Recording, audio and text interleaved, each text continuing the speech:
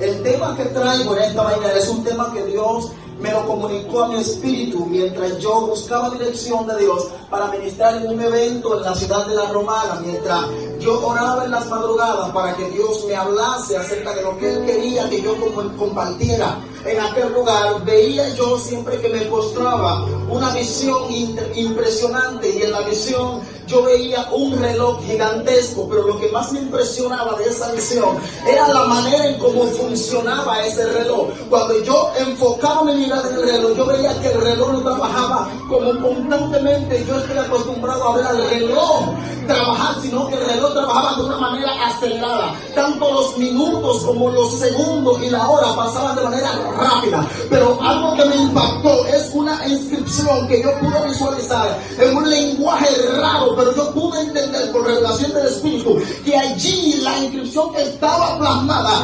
significaba tiempo. Entonces yo me doy cuenta que Dios quiere que yo le hable del tiempo, y cuando yo empiezo a investigar el concepto tiempo en el lenguaje en el cual se escribió la Biblia, yo descubro 5 maneras diferentes en cómo los escritores bíblicos describían el tiempo. Y la primera expresión que yo descubro, y sé que muchos de los que están aquí presentes saben, es la palabra crono. Cuando yo busco el significado de la palabra crono, yo me doy cuenta que el término crono es la expresión griega que se utilizaba para identificar el clima y el tiempo del hombre. Cuando los griegos utilizaban el término crono, ese término lo utilizaban para identificar los segundos, los minutos, la hora, el día, la semana, el mes, el año, la década, los siglos y también los milenios. Y es el tiempo en el cual el hombre puede operar. Es un tiempo donde muchos planes pueden efectuarse y también se pueden detener. Y el segundo término que yo encuentro es la palabra kairos. Kairos significa literalmente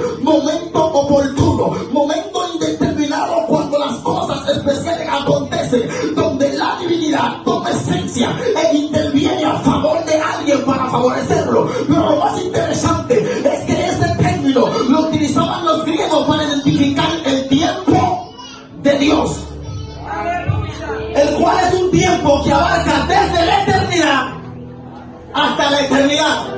Es el mismo término que Jesús quería dar a entender cuando Él decía: yo soy el alfa, yo soy el primero, yo soy el principio, haciendo alusión de Aleph Tav. El Aleph Tav son las dos palabras principales del abecedario hebreo. El Aleph era la primera letra y el Tav la última letra. O sea que cuando Jesús está diciendo que es el alfa y el omega, literalmente en español Él está diciendo: yo soy la A, pero que también yo soy la Z. O sea, yo soy la primera expresión que puede existir, pero también soy la última expresión. O sea que todo lo que quiere existir está dentro de mi sabiduría.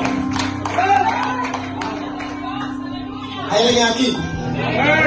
Pero el tercer tiempo que yo desconocía es la expresión pleroma, que significa llenura, plenitud, cumplimiento. Pero también ese término los griegos lo utilizaban para identificar el tiempo acelerado, que era el tiempo que Dios me estaba revelando para aquella congregación. El tiempo pleroma es un tiempo donde la intervención divina camina de la mano con el hombre y provoca que las cosas acontezcan de manera acelerada, donde una persona puede alcanzar en meses lo que él pensó que iba a alcanzar en años, puede alcanzar en semanas lo que iba a alcanzar en un tiempo indefinido, donde puede recibir en día lo que pensó que iba a alcanzar en meses. Y en esta mañana yo he venido a profetizar sobre esta casa y a decirte que el tiempo pleroma de Dios se activa sobre tu ministerio, se activa sobre tu casa, y lo que tú pensaste que ibas a alcanzar en años, en los próximos meses. Estoy hablando de un ministerio que se sienten estancados, personas que saben el potencial que tienen, pero ven como que nada acontece. He venido a decirte que Dios va a intervenir y va a manifestar una gloria tan grande. ¡Bendito Dios! Un aplauso a Dios.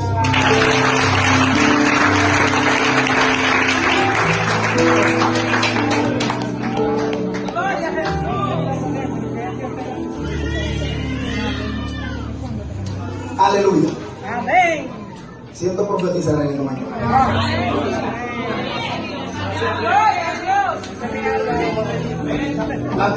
La cuarta expresión es impresionante, que es una expresión que muchos conocemos, que es la palabra dabar. Repite conmigo, dabar.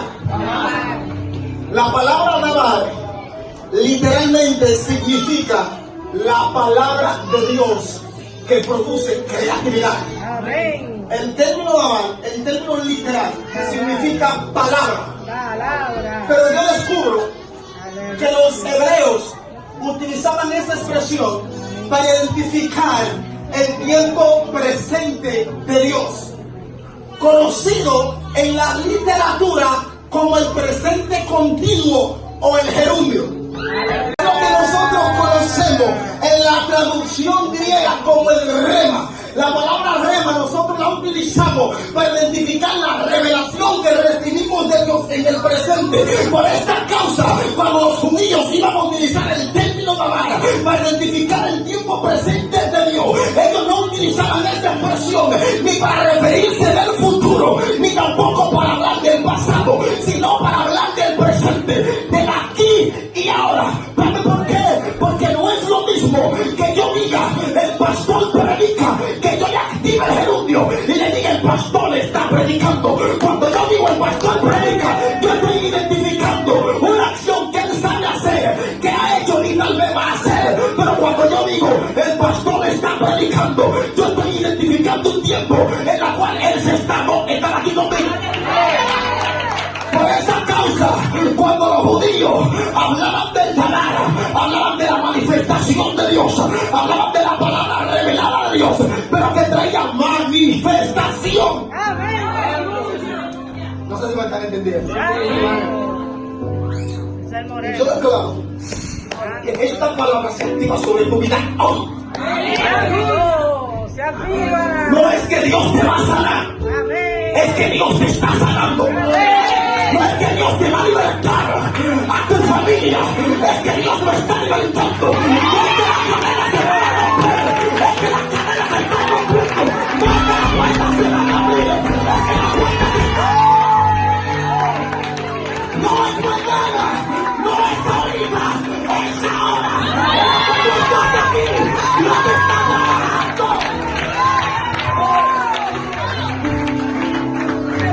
Yo profetizo sobre ti que lo que tú estás adorando aquí, el ángel de Dios está visitando tu casa. Tú estás adorando aquí, la final se está fluyendo, la puerta.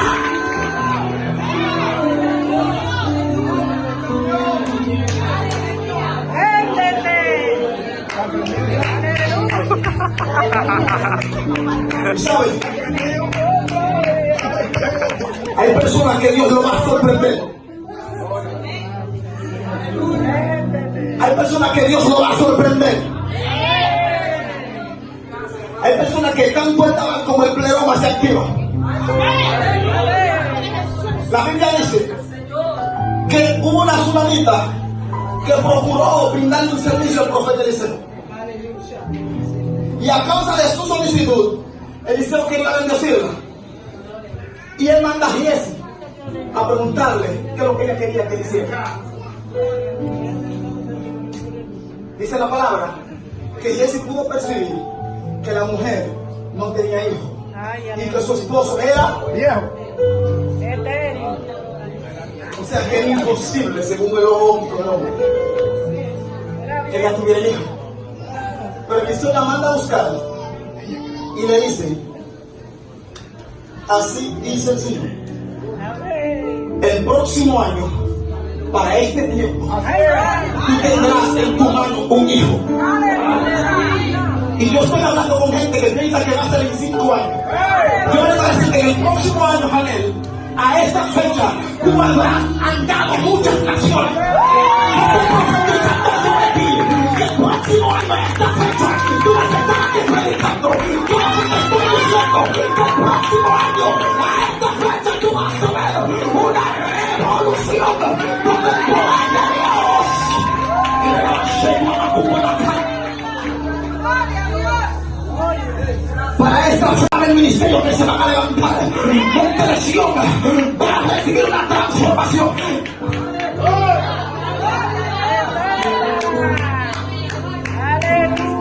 Y lo que estoy percibiendo por el Espíritu, que la ayuda no va a venir de quien tú la estás esperando, y la va a hacer. Gente que tú nunca pensaste, son las personas que Dios va a utilizar para financiar tu ministerio, para financiar tu proyecto. No me siento estar esperando, es quien tú no lo esperas, son la gente que Dios va a utilizar.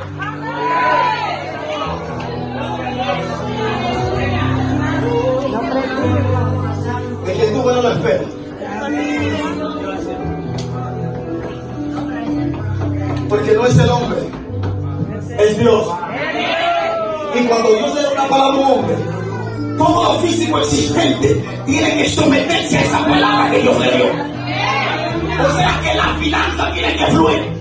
O sea que los milagros tienen que fluir. O sea que la puerta se tiene que abrir. La barrera tiene que quitar.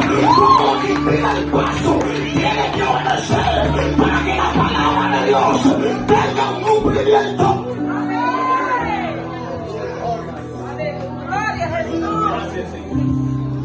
Tamar, tiempo de Dios. Tiempo de Dios. El time gloria. de Dios.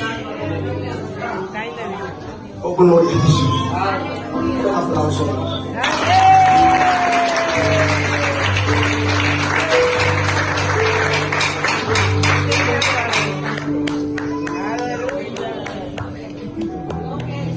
Y aquí donde nosotros leímos, hay algo bien impresionante, donde Dios rompió mi manera de... Porque yo estaba condicionado a ver las cosas suceder cuando todo lo que estaba a mi alrededor indicaban un punto favorable. Amén. Pero a través de esta lectura yo me doy cuenta de que no es así. Amén.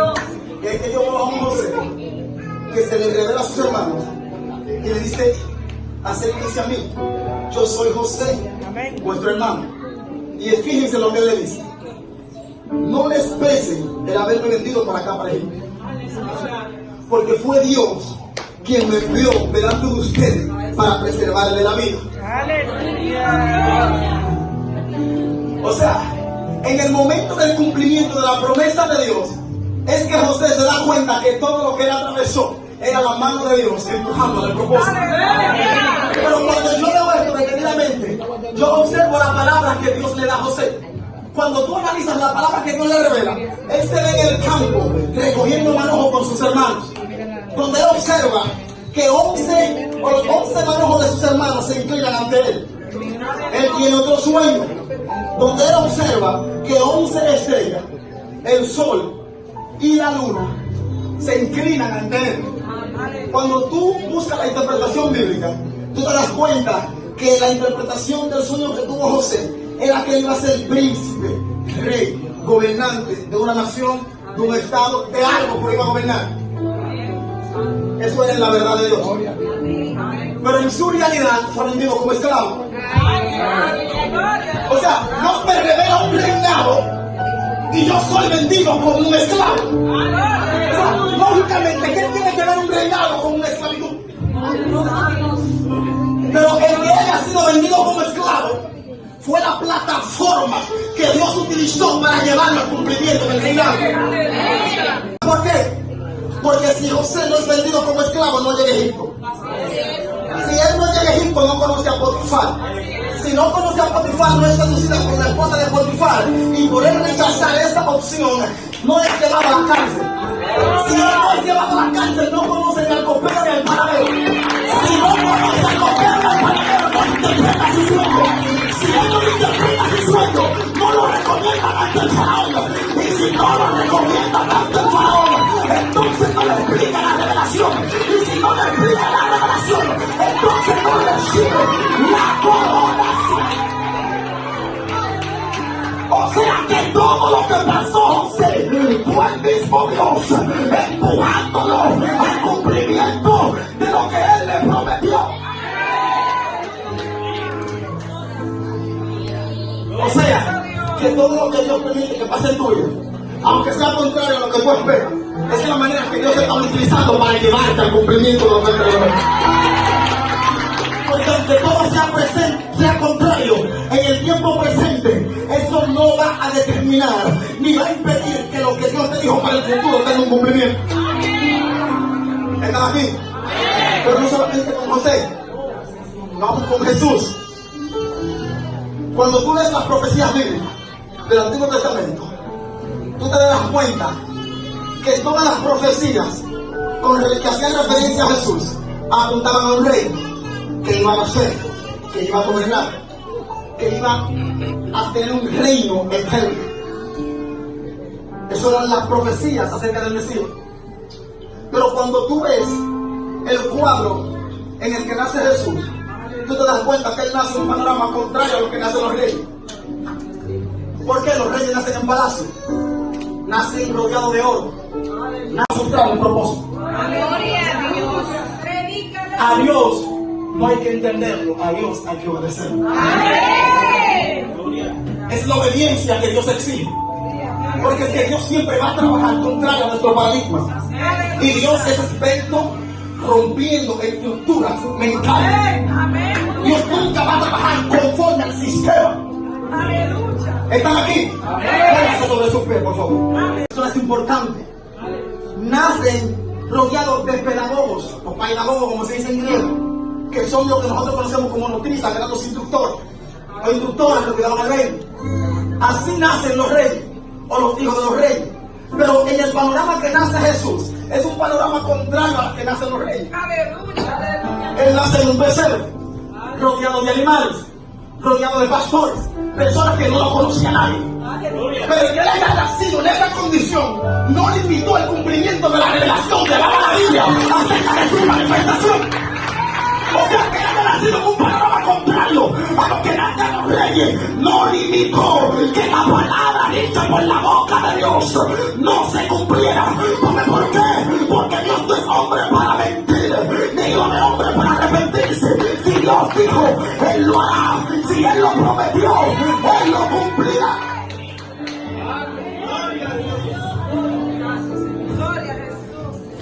Estamos casi concluyendo. No al nivel de los predicadores, yo soy responsable.